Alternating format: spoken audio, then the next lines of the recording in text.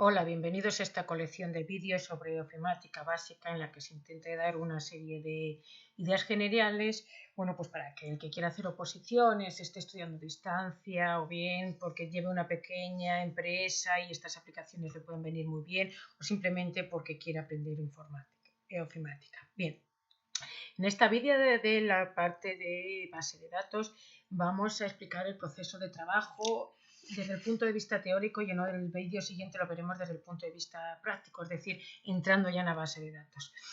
Bien, desde el punto de vista teórico hay unas fases que yo recomiendo a la hora de crear una base de datos, puesto que una base de datos es, para mi punto de vista, es una herramienta esencial en cualquier empresa, es la gran olvidada, como os decía en el vídeo anterior, y a veces es olvidada porque es un poco picky, es un poco, es decir, como no pongas las cosas en mayúsculas, discrimina mayúsculas, acentos, no sé qué, y bueno, pues como no hagas las cosas correctamente, da problemas a la hora de trabajar con ella.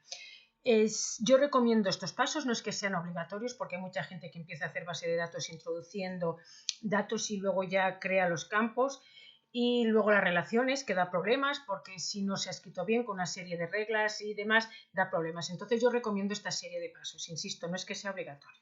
Bien, el primer paso es el determinar el propósito general de la base de datos. Es decir, si yo quiero llevar una gestión de zoológicos, una serie de animales que tengo en distintos zoos, tengo que ver cuál es el propósito, ¿no? ¿Qué quiero conocer de esos animales? Su edad, su peso, su envergadura, o si están vacunados, si no está vacunado, en qué zoo está, la dirección del zoo en la que está. Eso es un poquito. ¿Y qué es lo que quiero luego, no? Para ver los animales que tienen puesto vacunas o no, o simplemente para tener localizados los animales o para tener información sobre ellos. Es lo primero que tengo que tener claro. Una vez que determino el propósito general, analizar esos campos que va unido en estas dos fases para ver esos aspectos importantes que yo considero que hay que tener información. Luego valorar el número de tablas y porque el número de tablas nos va a servir para simplificar trabajo, pero sin perder información, y relacionar las tablas entre sí. Y luego meter datos. Fijaros que pongo en quinto paso, ¿vale? Y por ese orden introducir los datos después. Para evitar fallos o problemas y dejar de... porque si luego la relacionamos va a dar problemas. Entonces es mejor realizar todo, relacionarlas y luego meter los datos. Y luego pues otros aspectos como realizar filtros, ordenaciones, consultas, formularios, ¿vale?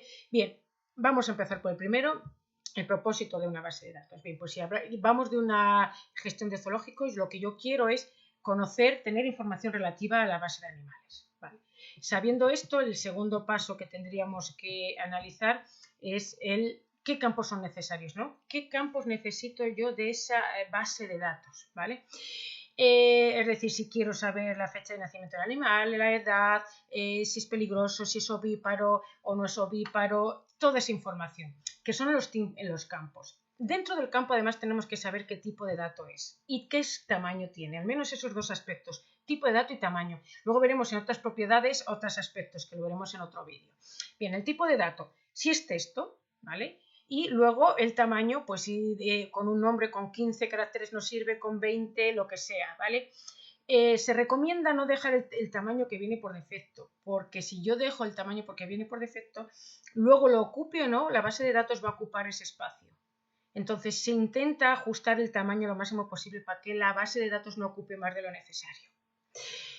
Tipo de datos puede ser texto, puede ser numérico. Numéricos solo son los campos con los que se puede sumar, restar, multiplicar y dividir, es decir, con los que se puede operar en general. Os pongo un ejemplo. Código postal, todos son números.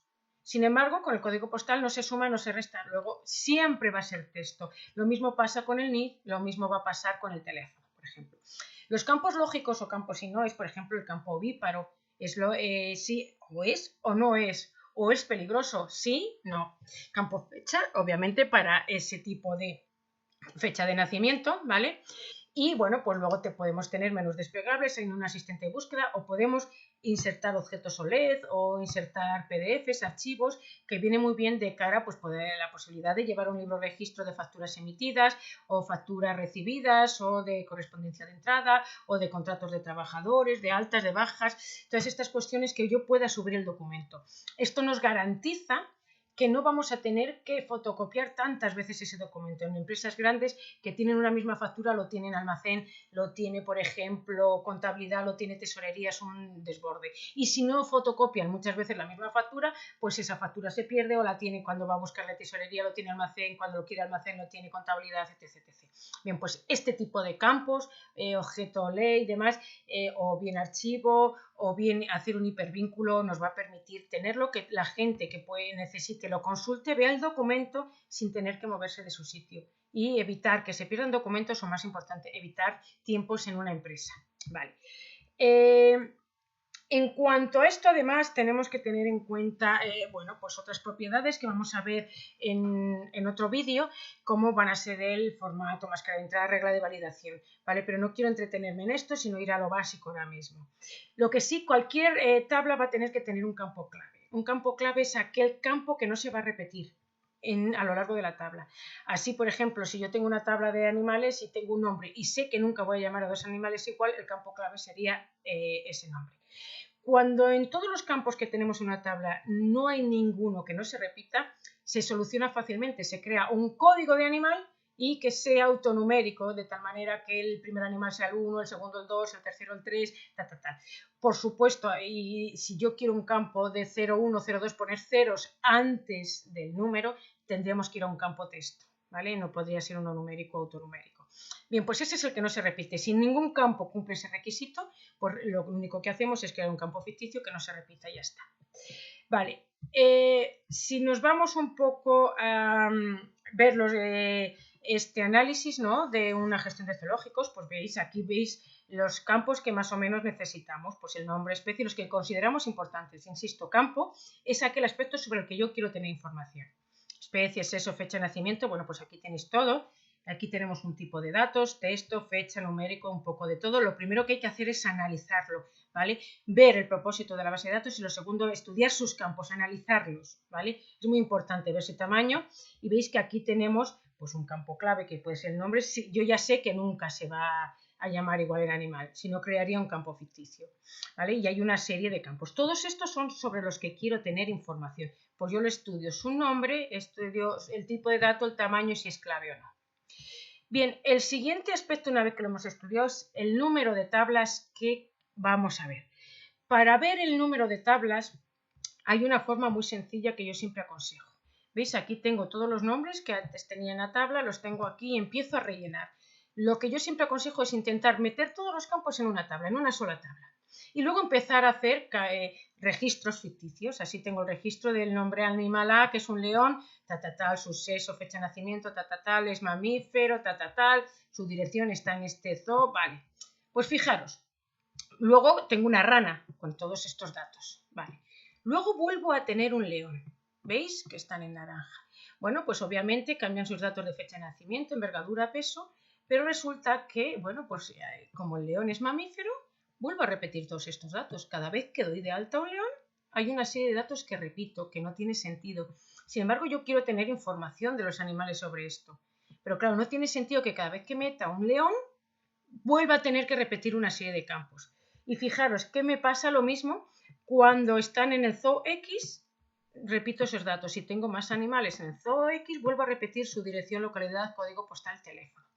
Bien, pues insisto, intento meter todos los datos en una tabla y veo que al hacer esto hay datos que se repiten. Siempre que meto un león se repiten, siempre que meto una rana se repiten, siempre que meto animales en el zoo X se repiten, siempre que meto animales en el zoo Z se repiten. ¿Qué quiere decir esto? Que no tiene sentido, porque a la hora de meter datos pierdo tiempo en meter datos y además pierdo espacio en la base de datos. ¿Qué es lo que hago? Pues lo que hago es separar esta tabla en tres. Por un lado tengo la tabla de animales, por otro lado voy a tener la tabla de especies, que van a ser las mismas siempre que el campo especie se repita, van a ser las mismas, y por otro lado tengo la tabla de direcciones, que siempre que meto a un animal en el mismo zoo me doy cuenta que se repite. Conclusión, intento hacerlo todo en una tabla, voy haciendo registros y veo qué es lo que se repite o qué es lo que no se repite para saber cuántas tablas son. Una vez que tengo vistas las tablas, ya sé que hay tres tablas. Claro, hay tres tablas, las separo en tablas para no perder tiempo en meter datos, para no perder espacio. Pero luego no quiero perder esa información. con lo cual esas tablas las voy a tener que relacionar para no perder la información. Entonces yo separo tablas porque agilizar el trámite de meter datos, ¿vale? Pero luego las tengo que relacionar para no perder esa información. ¿Veis? En este esquema vamos a ver cómo las relacionamos. Bien, primero, el tipo de relaciones que hay, ¿vale? Hay tres tipos grandes de relaciones: relación 1 a 1, relación 1 a varios y relación varios a varios. Bien, relación 1 a 1 es muy difícil encontrarlas, por ejemplo, pues en un hospital, una cama y los enfermos. Una cama es ocupada por un solo enfermo y un enfermo ocupa solo una cama, ¿vale? No son las propias, no son habituales, pero bueno, esa sería una relación 1 a 1. Relación varios a varios, pues por ejemplo, cuando un trabajador le han asignado varios proyectos y además cada proyecto es asignado por distintos trabajadores, ¿vale? Entonces varios trabajadores coinciden con unos trabajadores en este, con otros en otro, en otros en otro. Y luego la relación 1 a varios, que es la habitual, que es cuando un elemento de una tabla, por ejemplo el león en la tabla de animales, en la tabla de especies, perdón, lo doy de alta solamente una vez, ¿vale? Sin embargo, en la tabla de animales puedo tener muchos leones. Aquí, león, lo doy de alta solamente una vez, y en la tabla de animales puedo tener muchos leones. Luego tenemos una relación 1 a varios. Fijaros que elijo aquí león y aquí hablo de león, ¿vale? Y lo mismo en direcciones, la tabla de direcciones y la dirección del Zoo de Madrid lo doy de alta solamente una vez. Sin embargo, puedo tener muchos animales en el mismo zoo. Luego aquí es 1 y aquí es varios. Fijaros que donde el campo es clave va a ser 1 y donde llevo la tabla que no es clave va a ser varios, siempre así. Aquí especie es clave, va a ser 1 y aquí puede haber varios. Luego relación 1 a varios. Para no liarnos siempre, acordaros de, cojo el mismo ejemplo, león aquí y león en otra tabla. Cojo el mismo ejemplo, el Zoo de Madrid aquí y el Zoo de Madrid aquí. ¿Cuántos animales puede haber en el Zoo de Madrid? Muchos, ¿vale? 1 a varios, son las relaciones habituales que se suelen dar, ¿vale?